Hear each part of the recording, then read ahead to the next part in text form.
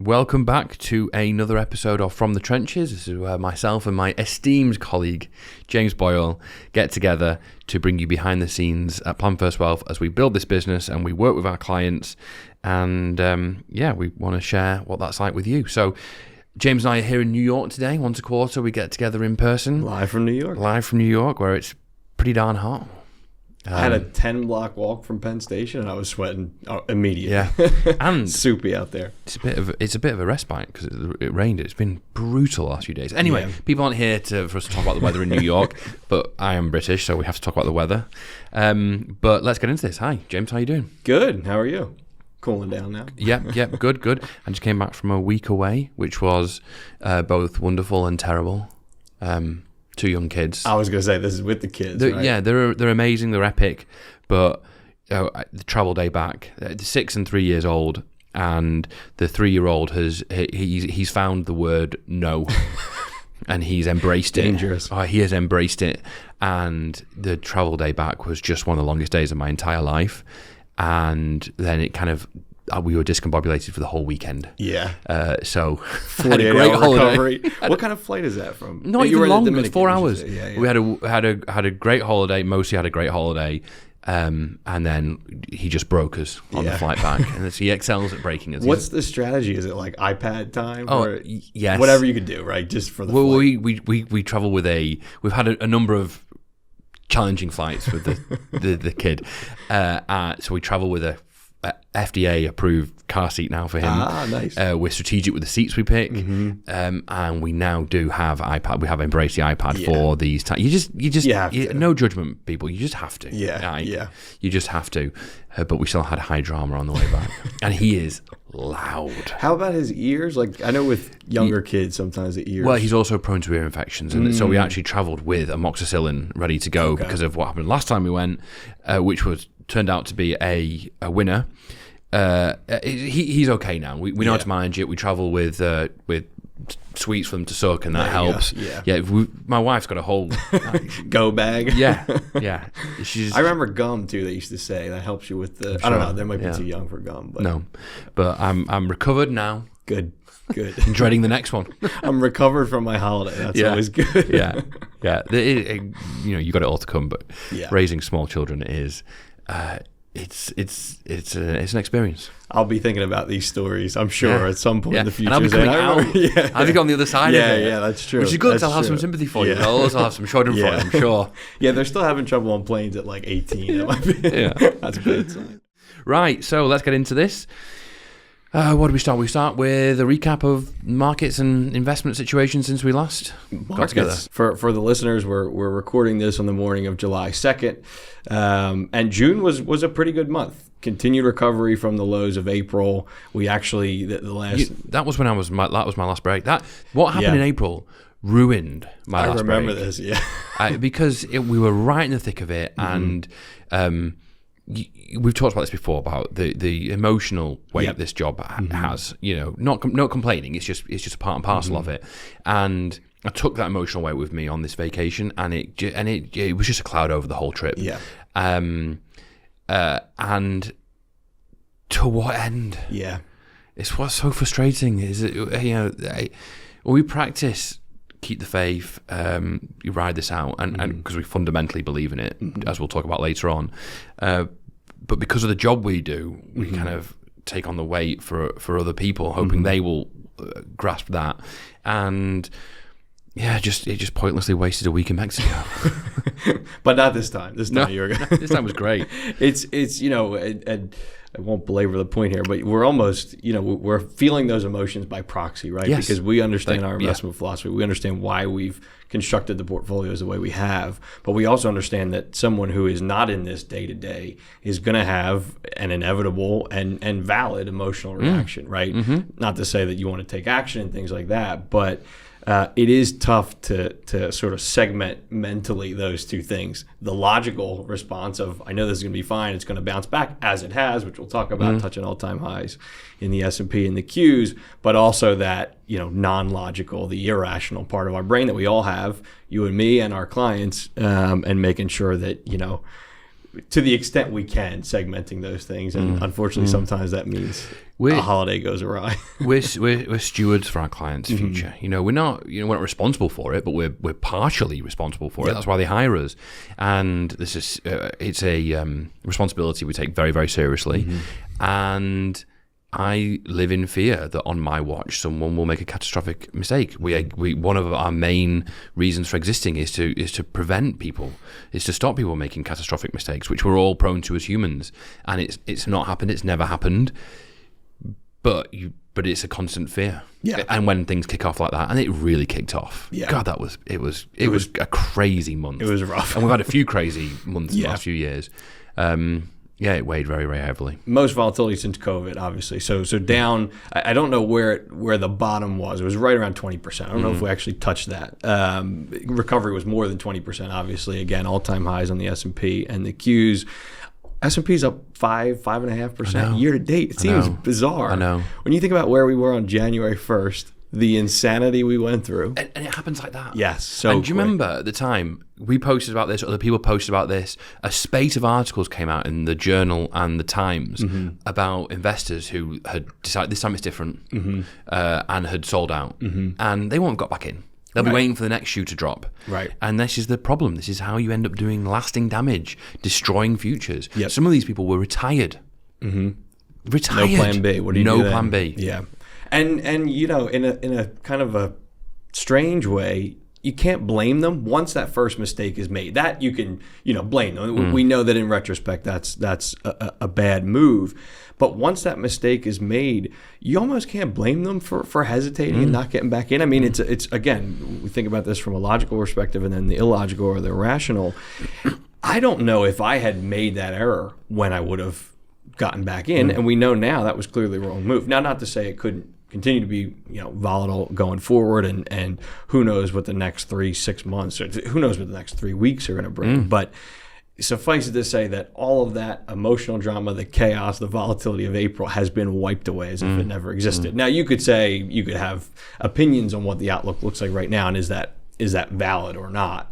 But the truth of it is, we are now at all-time highs, and if you made that error, you can't really. It's difficult to come back from that. Let me tell you two things. So first of all, when I moved here in 2015, and I had no clients. I was prospecting a lot. I was shocked, honestly, at the amount of stories I heard in 2015 of people, or more often than not, friends of people I was speaking to, who had panicked out in 2008, 2009, and were still in cash. It's like heartbreaking. You get like a goosebumps feeling. Imagine not a good sitting way. out the tens. Yeah. Oh, wait, it's worse. Don't just imagine sitting out the tens. Imagine sitting out the tens, having sold out when you were 20, 30, 40% down in 2008, 2007, 2008, 2009. Oh, right. So the second thing, talking about as an advisor things that like physically hurt you. We will talk about this later, but I'm going to bring it up now. I have an anecdote too for you. Do you remember I've told you before about I've got a friend. Our kids were at the same nursery, and I see him from time to time because our kids now go to the same camp. Good guy, works in gold in New York City, and very knowledgeable, very, very knowledgeable, clued in sort of guy, but works in gold, which I think is kind of important to the story.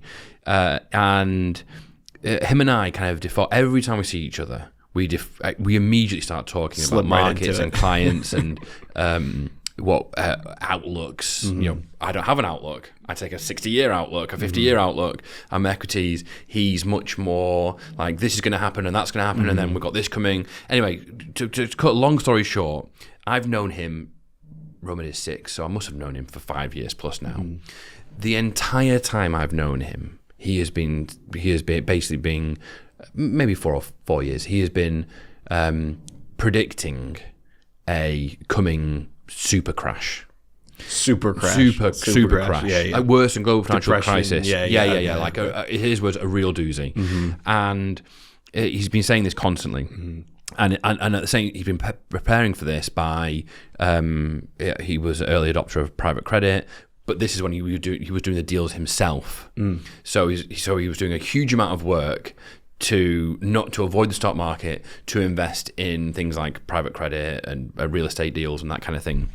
And I've continuously said to him, I think what you're doing is a mistake.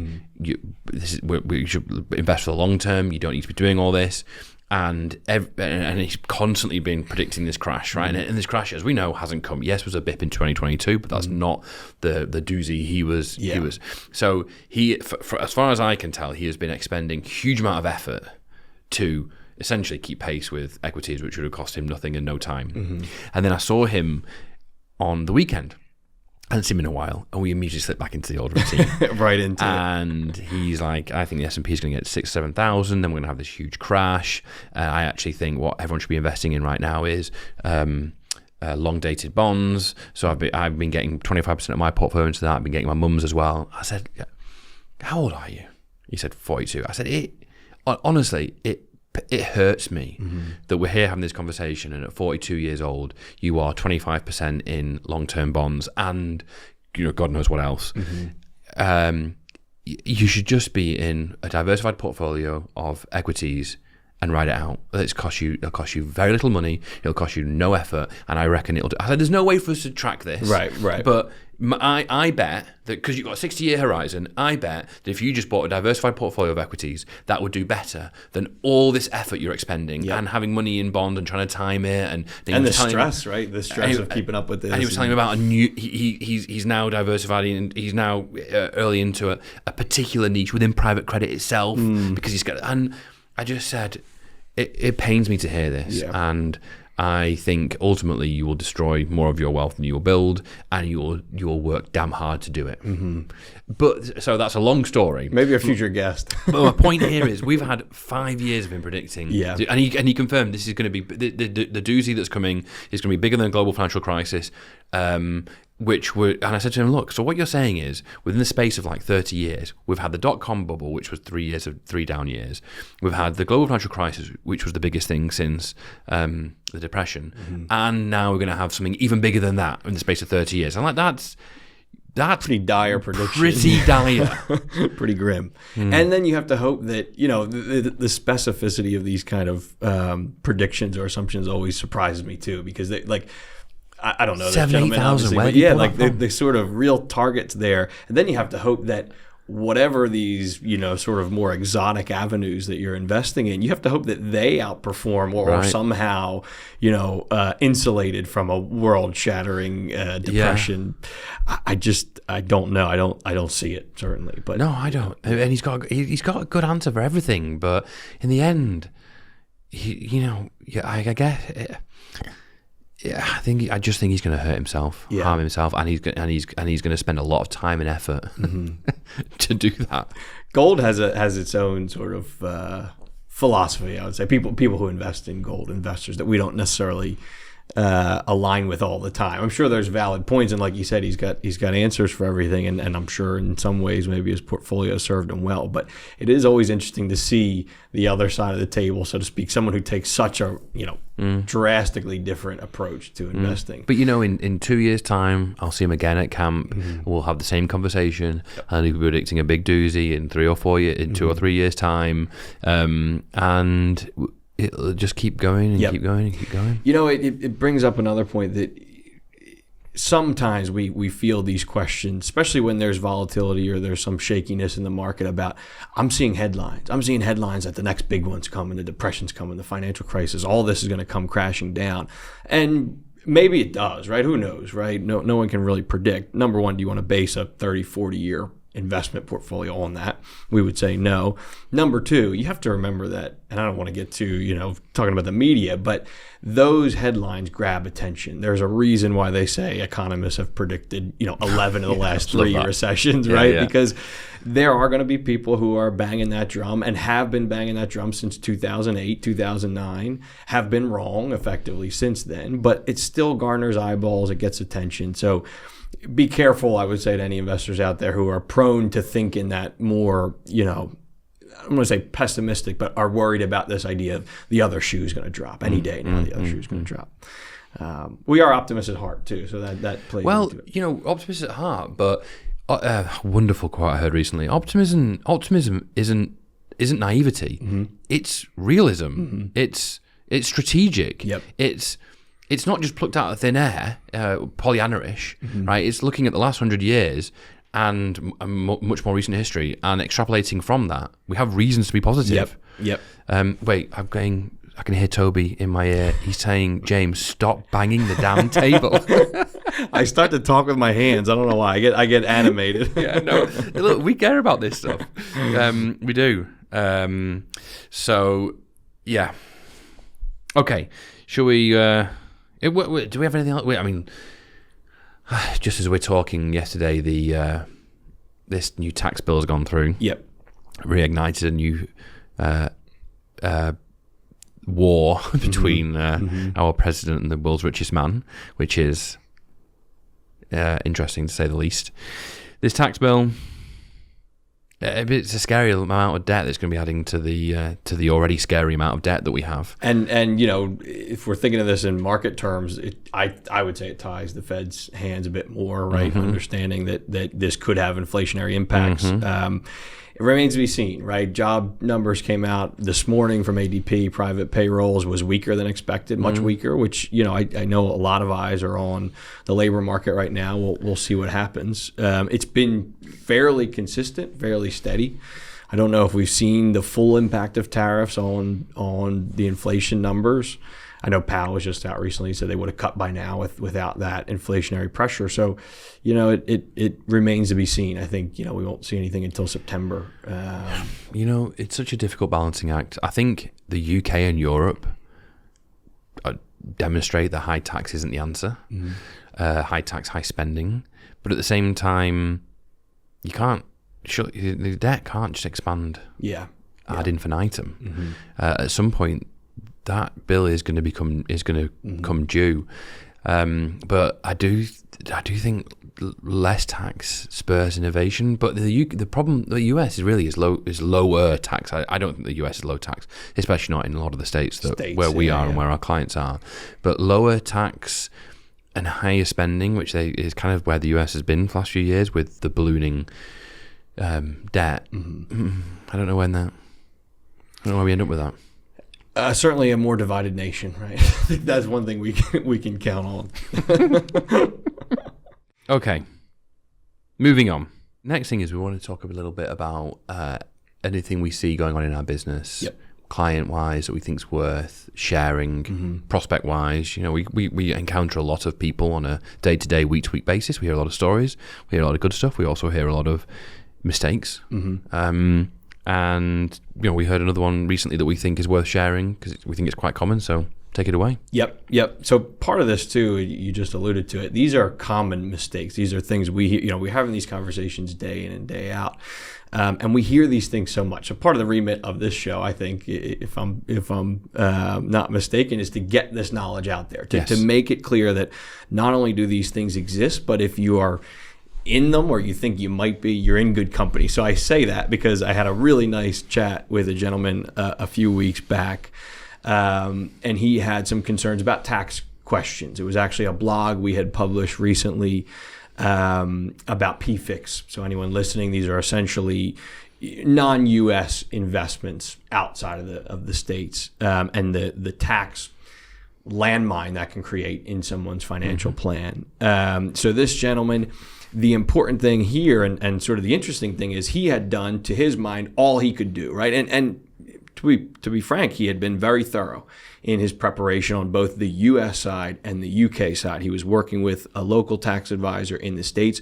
who did have some international knowledge. We'll see that, likely there were some gaps there, but did have international clients, had been reporting on FBAR 8938, invoking treaty positions and things like that.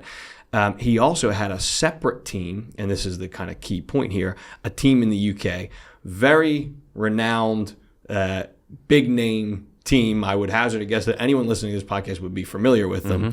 So it wasn't a case of, oversight. Not just a big UK, but a UK-US firm. I mean, they have They're both UK specific, but they have a big UK US arm, very well known. Yep. One of the best ones in my opinion. Absolutely. So we see that name and we're like, oh great, perfect. You're taken care of. Yep.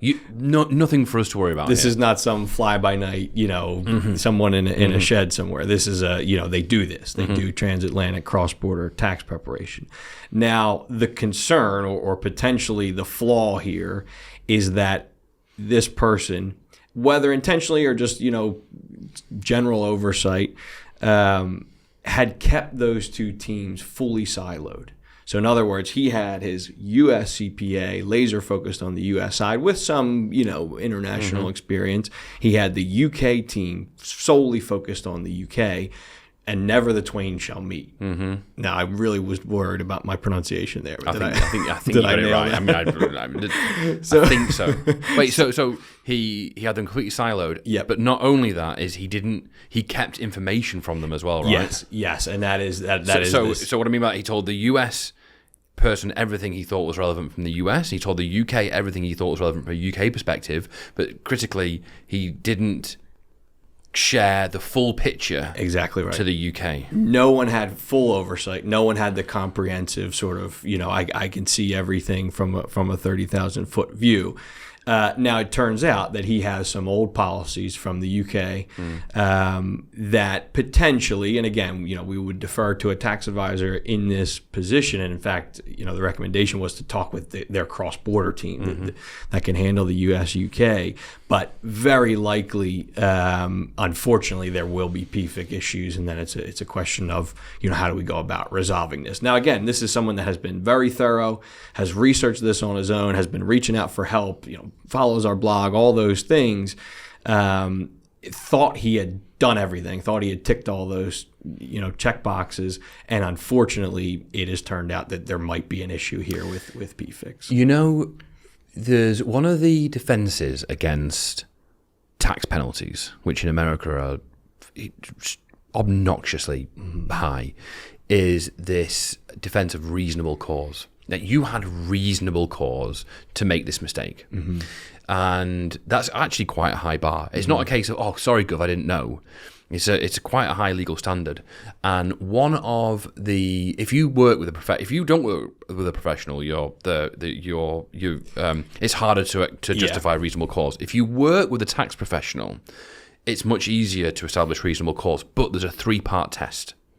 Number one, does your tax advisor have the necessary experience and knowledge? If you're a complicated cross-border person and you're going to John around the corner who charges $200 for a 1040, that's not suitable. Yep. Okay, so number one. Number two, did you share everything with that tax advisor? If you've missed something, if you've not reported something, if you've got if you've made a mistake, you can't say, oh, but I work with a tax advisor if you didn't tell that tax advisor about said income, asset, whatever it is. And third, assuming you've worked with a professional who's qualified, you told them everything, did you act on their advice? As in, if they told you to do X but you did Y, you can't rely on them, which that's such an obvious one, but I guess... You'd be shocked. Yes.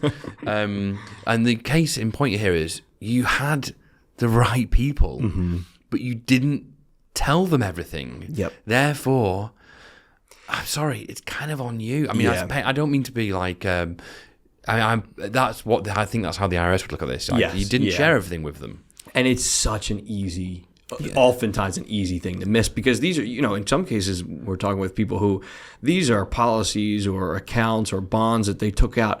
35 years ago, 40 years ago. Yeah. And are totally benign. Yeah. There was no reporting in the UK. There's no funny business going on. I've said it a million times. If you're serious about this, if you're serious about making the most of this expat opportunity, you need a cross-border financial planner, you need a cross-border tax advisor, you need a cross-border estate attorney, and you need them to be communicating and to have a relationship and someone to take a big picture view, which honestly is generally us.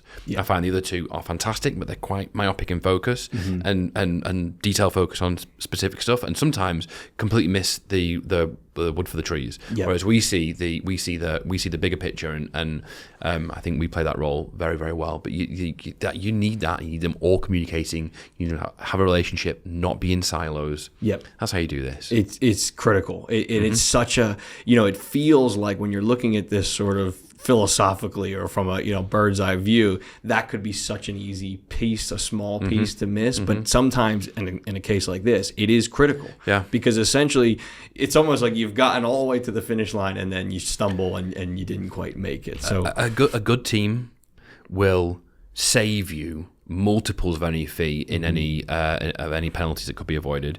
God knows what they'll save you in emotional stress and time as well. And a good team will by taking advantage of opportunities, will help you. What I believe will make you multiples of any fee you pay over the life of a relationship. A good team, the right team, and the not to be too glib about it, but the mental peace of mind, the idea that I have people in place looking out for this. I have, if the IRS comes knocking, which, you never know if they will or not. And people are, have a sort of intimidation by the IRS, rightfully so, because in these cases, they are not going to take a kind view. And it's unfortunate, but it's the system you're in. They do always seem to take the most draconian view of it, which is a shame.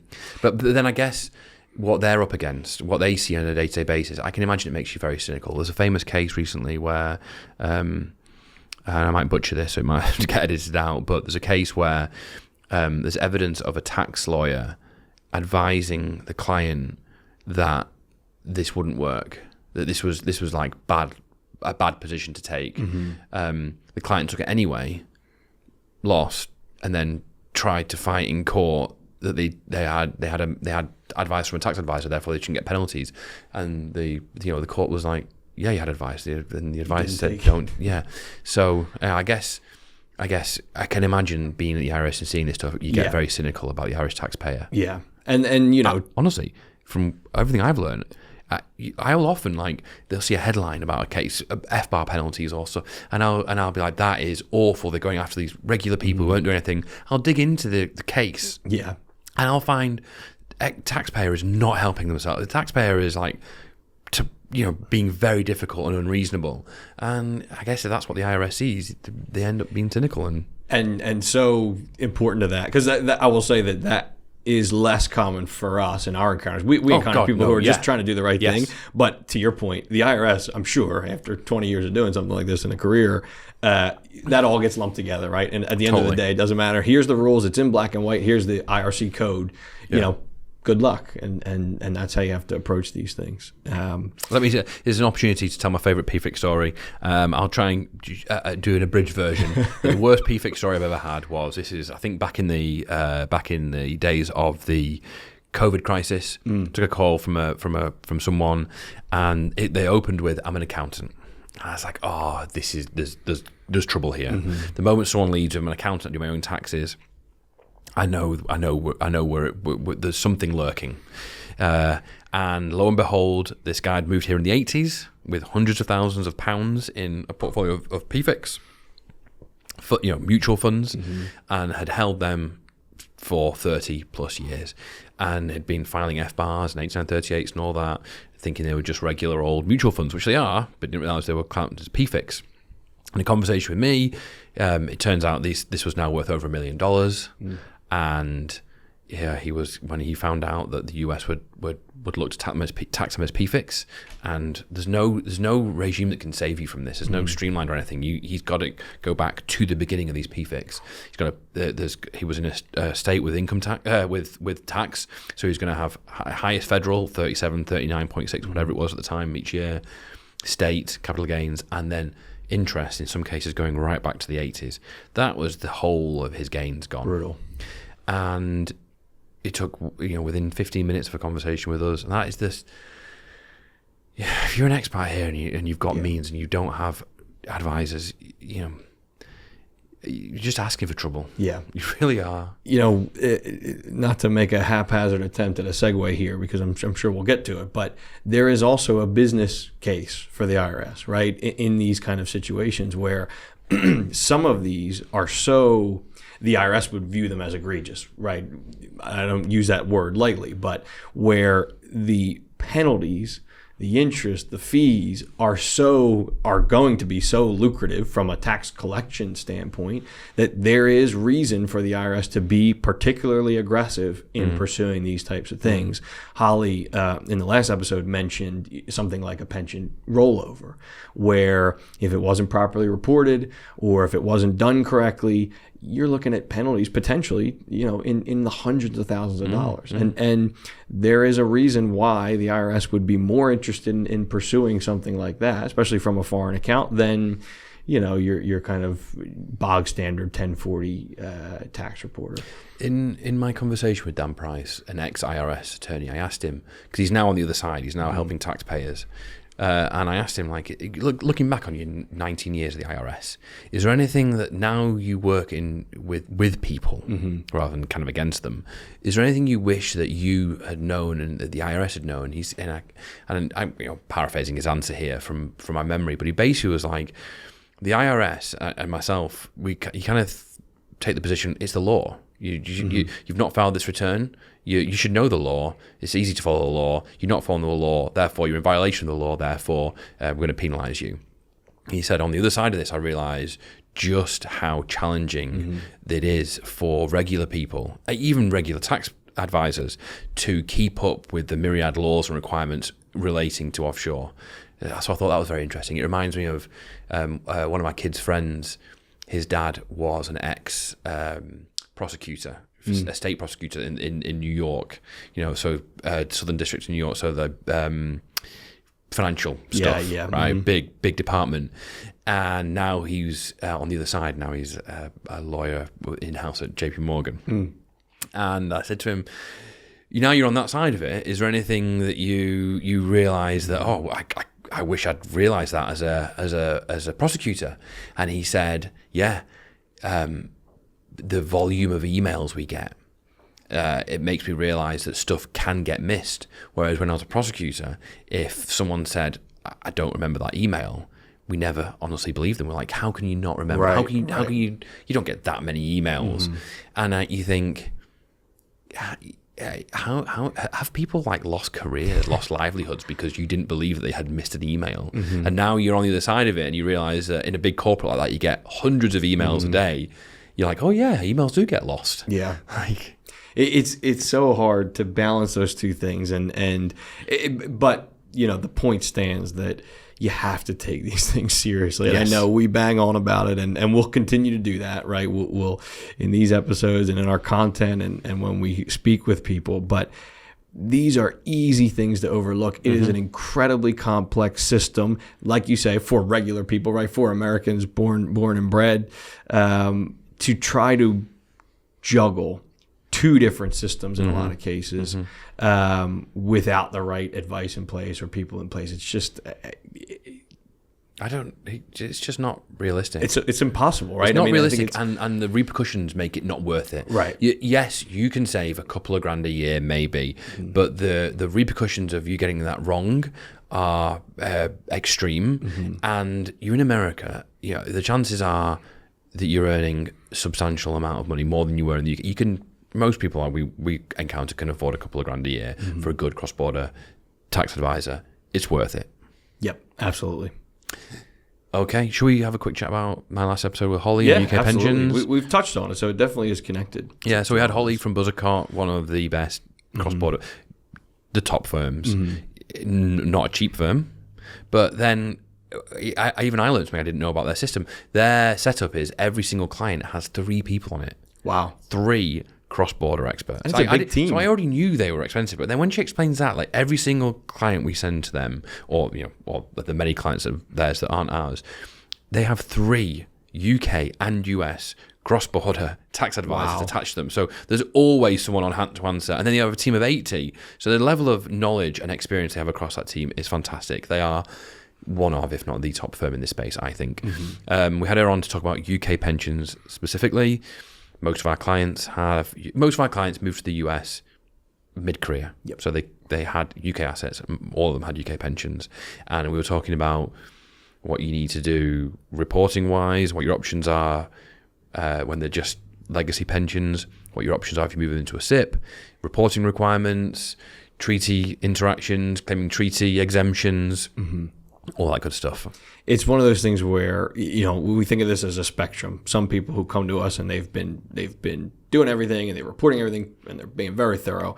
On the other end of that, and I don't know if you guys commented on this directly, but sometimes we hear, I have a pension, but I haven't taken any money from it. Or I have a SIP, but I haven't taken any money. And that means I don't have to report it. Now, we know that is not the case, right? There exists pretty cut and dry reporting requirements, and Holly got into the forms required and the reasoning behind them. But if you're listening to this and you have a pension that has sat in a drawer, or you have a SIP that you took care of in the UK and then thought you were fine, you absolutely want to be making sure that you're doing everything you can to report those correctly, take the treaty position if needed. What's more frustrating though is when someone comes and like, I've had this pension, it's been sat there for 15 years. You're like, we could have done so much more with that. I think about this a lot, and there's something, I don't know, there's some kind of mental disconnect we have where, we'll call it recency bias or something that, in that vein, where people are very, very focused and passionate, or their interest is on what is right in front of them or right in the recent past. It's a human thing, right? What has my 401k done? What's the S&P doing? All those kind of things that we talk about all the time. There is some disconnect where they won't think twice about a pension that's sat in a drawer for 20 years, that they don't know what the fees are, they don't know how it's invested, they don't know if it's invested, they don't know if they report it. You are talking about a 20-year gap in your financial plan or your portfolio that is going to have a massively more impactful influence on your overall success, on your financial success, than, whether I did 8% this year or 10, or whether I did 4% or 3%. I mean, there's varying magnitudes here, and sometimes our job is to redirect people's attention to issues that either they weren't aware of at all, right? That's a big part of it, or maybe they're not affording the proper amount of interest or focus. Isn't that the great challenge of our role, though? People are focused on the tangible, what they can see, the fee. I pay you or someone like you X $1,000 a year, and what they miss are the always endless intangible ways that we add value. The opportunity cost not lost, the returns, the not bailing out when it was down, the tax stuff that we get involved in, Roth convert. I fundamentally believe we deliver over a client lifetime many multiples of our fee across money saved, money added, tax, all these different things. But it's intangible. You don't really have a tally. You can't say we've charged X and you've received Y. It's we've charged X and this is unquantifiable. Yep. And to your point, talking about the tax conversation with the in-house versus prosecutor and how those roles differed for that gentleman, we are laser focused on this, right? We do this day in and day out. So obviously we are across this. It does make you think, and all these things, because these are human foibles, right? No one is immune to them. So it does make you think about, where else in my life am I doing that? Am I making that mistake? Yes. And I'm sure I am. And it's so easy to, those blind spots, we all have them, are ever present and so incredibly difficult to diagnose for yourself. So it's one of those areas where part of it is education, right? Part of it is doing this show. Part of it is having conversations with our clients. But it's easy to make those mistakes. It's actually something I struggle with, because I am someone who, and maybe it is because of this role. Maybe if I didn't do this job, I wouldn't be like this. But I always pay for. I don't DIY anything because. I don't know what I don't know. And it's hard for me to understand how people can be so blasé about it. And again, maybe that's just because I know the repercussions. And I don't just mean in our field, but like legal. I don't DIY anything there because I'm scared of what can happen. And we meet so many people who just are not scared about what can happen. And I can't. I try, but I can't. I truly can't understand. Especially when, for some people, we have like millions of dollars on at stake. Yeah, I'll say this to try to add a positive sheen on this. Most people that come to us are trying to do the right thing and are trying. Absolutely. There is a segment of people who, like you say, are just either outright dismissive or hostile, or just for whatever reason, aren't ready to take that step and address some of these issues that we deal in and day out. What surprises me though is when because we operate in quite a niche, we do quite often get people reach out to us with a very specific question, right? And we will oftentimes talk to this person, and we as part of that conversation, we can address that, but we also realize, there's some stuff over here. This is potentially a problem, and people, a certain sort of person is extremely good at just shutting that off. Yeah, not interested, don't care. I came to ask you about this. Don't want to know about that. And again, that's just something I can't quite wrap my head around. Those are some of the most, difficult or challenging or frustrating, whatever word you want to put on it, and it's understandable, right? If you've approached someone with, I have this question burning in my brain and I want an answer to this and I can't find the answer, and you guys post X, Y, or Z, which we hear this all the time. There is an element of that where, okay, I can understand that a lot of times we're having free conversations, right? We don't charge for an upfront consultation or an exploratory chat to see what you're looking for, and oftentimes we can provide value. It's challenging a lot of times, and to giving the people a peek behind the curtain from the trenches here, where there are so many aspects of this. What we call comprehensive financial planning, lifestyle financial planning, touches on so many different aspects, and to have someone who is committed to that kind of narrow laser focus, despite conversations or chats with us where we say, look, you should really be thinking about X, Y, and Z too, apart from that, completely apart. But I can kind of understand. I don't agree with it. I can understand when it's something as vague as like financial planning. Yeah. We know financial planning is not vague, by the way, but to other people, it's just a word. Abstract. Like, what does it even mean? Yeah, it's very abstract. But when we can diagnose a specific problem. Like an issue, not that we even resolve, like a tax issue, and people can just like put down the shutters and compartmentalize it.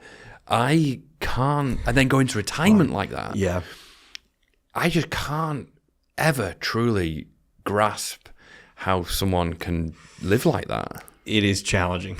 It is challenging, and maybe so everyone knows I'm American. You can hear my accent, but maybe we see it more often. I certainly do in this space, in this niche, because of how niche it is, because of how complex and nuanced these conversations are. Maybe there's an element that it's easier to just kind of ignore things that either you don't understand or you don't want to understand, or don't want to understand. Right. Where it's like, wasn't a problem before. Like, I don't, it's benign. It's not a problem. It's not been a problem for 30 years. Yeah. So why are you almost like, why are you making a problem out of it? Like, it's tough. And then you kind of just have to be like, well, we have the blog, we have the podcast. When younger me, I've really tried to temper the response. To like win that argument. Oh, right. To force people almost to take it seriously. But older me, wiser me knows that you can't do that. All you can do is bring it to their attention, offer to be a resource, or more often there's a case, connect them to a resource who can help them fix it, offer some emotional support, and come what may. Yep. And again, not to be too meta here, but we produce a ton of free content, I think, that is high quality, is very niche. So the people who need these questions, and if they just, like you said, put the shutters down, maybe they find a blog that helps, or a podcast or a YouTube video. That part of our remit, part of our mission doing this is to get the information out there. So unfortunately, there are those people that just shut down, and that's tough sometimes, but we do what we can to get. Got to focus on who you can help out there. Yep. Yeah. Yep. Anything do you want to say about UK pensions before we? No, I think that was good. If you haven't listened to Holly Calder's episode from Buzzcocks, definitely go check that out. One thing I liked about that episode was we really put a spotlight on it's not the same in every state. Yes. Mm-hmm. So there are some states that don't follow the federal tax treaty. Blows my mind. Will do till the day I die.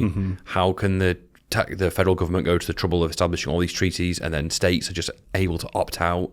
And of course, California is one of them. It's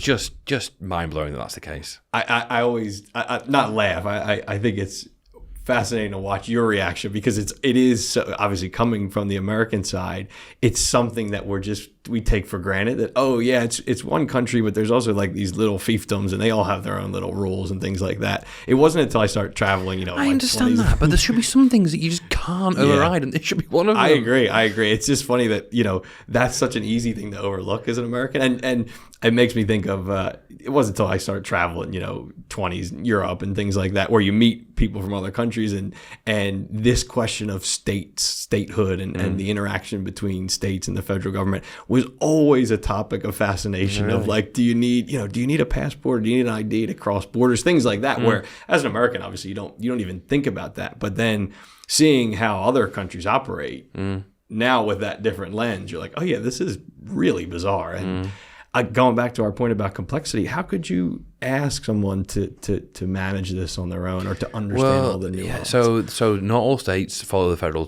tax treaty, and that creates issues when you're rolling pensions over. Yep. And when you're taking the PCLS, the 25% tax-free lump sum, which that's a whole topic federally in itself. But at some states, it's not the same. So Connecticut, California, Maryland, Kansas, I think, Hawaii, a couple more, Hawaii. Yeah. And I think this is something that's widely misunderstood. Yep. Or just people aren't even aware of it. Mm-hmm. Okay, pick a mix. Pick a mix. What do you got? I finally finished Silk Roads. Ah, nice. Phenomenal book. It's made me. It offered me new perspectives on history. Mm-hmm. It's a intellectual. It's a feat. It is a feat that someone has managed to. I've not actually seen the physical books I read on a Kindle, but it must be enormous. It's like 1,000 pages. It is enormous, and the breadth, the span of time that it covers is staggering, and it really helped me better understand how Europe was a backwater for a long time, and then. So you had Rome and Athens. Obviously, Rome it was pretty important. Then it was a backwater for a long time, and then which we got very good at fighting ourselves internally. Yes, then when basically when it was discovered that it was a globe, right? When you had Columbus going that way and Valderrama or whatever, the Portuguese guy going that way, and they basically went around the world. Suddenly, Europe went from being a backwater at the edge to the center. And with the Spanish getting all the silver, and also Europeans being very good at fighting and killing, that kind of set off. That's when Europe started re-becoming the center of the world again. I think he's done a couple of follow-ups. So it's the first one. Okay. And then the recent history, the kind of 20th century history about the UK and then America and the Middle East and oil and Iran and the Soviets going into Afghanistan. These are all things that would happen just before I was born or when I was born, so I was very aware of them. And then obviously both Iraq wars, you hear about our history in the Middle East, but you don't really know that history. You're just aware that it's got ramifications today, but I've got a much better understanding of how all that played out. So that was a fantastic book. And now I'm reading a book on Henry V. Oh, nice. So another tome, I bet. I don't think it's anything quite like that, but there's a string of kings in the UK, in England, the Plantagenets, which from about 1200 to I take it right up to the end of the Tudors, but the Tudors aren't officially Plantagenets, I don't think. Related, but not officially. Anyway, it's very interesting history. Lots of wars with France. Henry V of the famous Shakespeare play, which was there's a fantastic adaptation on film, which Timothée Chalamet played. I didn't know that. Henry V, and he's magnificent in that role. Was it? I think it was just called The King, right, or something like that. Or I think so. Yeah. I should check that fantastic. out. Robert Pattinson plays Mad King Charles. Brilliant. Nice. It's really good. And this author has written a whole series of books on the Plantagenets and the Tudors. Who's the author of this one? He's called Dan something. It's great. But it's written, he's actually, and in his foreword explains, bear with me here, it's written in the current tense, not this happened and that happened. It's written as if you're there alongside him. And he says, this is experimental, but bear with me. And I'm really quite enjoying it. Would you call it, I know we've talked about Eric Larson's books on here. Sometimes they call it narrative nonfiction, where it kind of reads. No, it's more it's historical. Definitely nonfiction. Yeah, 100% nonfiction. Okay. Yeah. When you read these tomes, are you reading other things in between? Because I always struggle with this. Yeah, No. I find sometimes I will have a fiction book and a nonfiction book side by side, and I can kind of keep those separate. But I find if I start to veer into historical and then nonfiction, it becomes hard to keep My the problem with fiction is, give me a good fiction book, I can read till 3 a.m. That's funny. I'm the exact opposite. Fiction, for whatever reason, like before bed, I'll read fiction, and that puts me out for some reason. I will. If I read like a page turner, I'll be bags under my eyes. I won't be able to sleep. Whereas a non-fiction book, I can thoroughly enjoy it and fall asleep reading it. That's funny because now I have a tag on to this one. So I mentioned this in last week's newsletter, but I just finished up a pretty fascinating book called Chasing the Scream. I had talked about one of this author's previous books. His name's Johann Hari. He's actually, I think he's British-Swiss. So he's cross-border in his own way. So this was kind of a historical, well, it started in the early 20th century through to modern day. Started with prohibition, the policies around prohibition, and then got into the drug war and different models around the world and how that's impacted societies. Not exactly light reading, I wouldn't call it, but really fascinating. Mm-hmm. And Hari, he's actually got another book too that I haven't read that I want to check out. But he's got a really readable, approachable, where he's distilling fairly complex, wide-reaching issues and concerns and things that in a way that's approachable and readable, and never walk away from one of his books without at least a few new ideas or looking at something like, wow, I hadn't considered that. So that's one. Speaking of fiction, on the train ride up, I just started Jurassic Park by Michael Crichton. Wow. I know that there's a new movie coming out. Yeah, it's never occurred to me to read that. I've never read it. Yeah. That was one of, as a, and I'm aging myself here, but as an early 90s kid, as a millennial, I'll say, Jurassic Park was enormous for me in my childhood. Totally. Of course, dinosaurs. Yeah, it's massive in my house now with my 6 and 3-year-old. Good. Huge. Now they can't. Are they watching it? Because it's scary. We've watched 1, 2, and 3, and we've watched the more recent ones as well. Nice. But it's always right. 1 is always great. 2 is good. 3 is kind of a disaster. Yeah. And I think that's played out in the Chris Pratt one. This one has to be what number? This one, 7. Well, yeah, but it's always like 1, 2, 3, and then they have a new. The Chris Pratt was 1 was good, 2 was okay, 3 was. I think I even saw 3. I heard such bad reviews. Yeah. This looks good. I'm in. I'm gonna watch it. Yeah. It's one of those things where Charlotte Johansson as well. She's always good. Yeah. The page turners. That's what maybe because I've read a couple of Michael, and am I mispronouncing it? Michael Crichton. Crichton, I think it's Crichton. Yeah, he's a really Is he? If you want a popcorn summer beach read where you're tearing through, he's great at that. Have you ever read the Godfather books? No, I've heard they're good. Though. They are. Yeah. I mean, the Godfather films are magnificent. The books are even better. Yeah, I should check it out. I have a really good buddy who I think listens to this, so shout out to.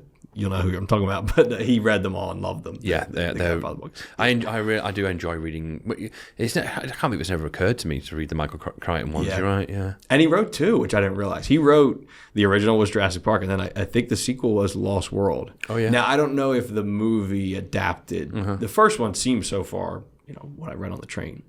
Pretty first movie is still. It's incredible. It still stands up so well. We watched it in the last 3 or 4 weeks. The way that it has aged, it's like it could have come out this year. It feels like it's so amazing the way they Spielberg obviously is. Yeah. So there you go. That's a nice light fiction that I'm starting. Wait, let me finish. We watched a magnificent film of the weekend. Not just. Wonderful watching The Ballad of Willis Island. I am not kidding you. I was going to add that. Incredible movie. Incredible movie. I just loved it. Yes. You just enjoy sitting here, just taking in a very, very British humour. Yes. A physical British humour. The Tim guy, Key is unbelievable. Brilliant. Yeah. I can't really express how much I enjoyed. Yes. That movie. I have a funny story. So not only I listen to a few British podcasts, and he's been making the rounds promoting. Because I think it just got released in the UK. I somehow stumbled upon free screening tickets in Philadelphia, and this was like 2 months ago. So I went to see it. My wife was supposed to join me. She had, unfortunately, something happened with the family, so she couldn't make it. But I said, it's a free screening. I'm going to go check it out. I walked out of the theater like, this is one of the best movies of the year, easily. it was so uplifting to your spirit. Yes, I feel yes. strange just talking about that. But we watched it over 2 nights, and I was buoyed. So glad I was you so mentioned excited to finish it on the Sunday night, and I was really buoyed by. Yeah. It's a feel good movie. Yeah. We should say, so Tim Key, I think, wrote and directed it alongside Tom Bazin, I think his name is, and then Carey Mulligan plays always the great as well. Incredible, yeah, always incredible. But the Tim Key character, the way it was written, the way it was acted, it was just such a pleasure. The trick they pull, and I don't want to spoil too much, but so I'll just say, sort of early in the movie, you're not quite sure. Yeah. You can't really get a read on this guy, and is he strange or is he? And the arc that he goes through, it's really, really well done. Really well done. I'm smiling just talking about it. Yeah, it's funny because now, if you're in the States, it's streaming on, I think, Peacock or one of them. It's available. HBO Max. I think. Okay. I could be wrong. Whichever one I've been now telling my wife, I'm like, we have to, because she missed the screenings. I said, we absolutely have to sit down and watch this, because it is. And I'm not one that really rewatches movies, but that's one that I will happily jump back. Yeah. Great. Well, let's end on that high. Yes. First of all, everyone listening, thank you for listening. Follow us wherever you're enjoying the podcast. If you can, leave a review, 5 stars. That really helps with the almighty algorithms. And as we always say in these things, get in touch. Send us an email. We want to make sure this is interactive and dynamic, and we're answering your questions. And we should just say, next up, I believe, is Aidan. Yes. A few weeks ago, maybe a couple of months ago now, maybe a month or so ago, I sat down in the room over there. Yeah. Aidan was in New York. For those of you who don't know, Aidan is a UK-US estate planner in London. He's been on the podcast 3 times already. Mm-hmm. He's fantastic. Yes. He's a raconteur. He's great company. He was in New York. We took the opportunity to get together in person, do a podcast. That's coming out 2 weeks. Excellent. Looking forward to that. Yeah, great guy. Perfect. Thank you all for listening. All right, thank you. See you soon. Cheers. Ciao.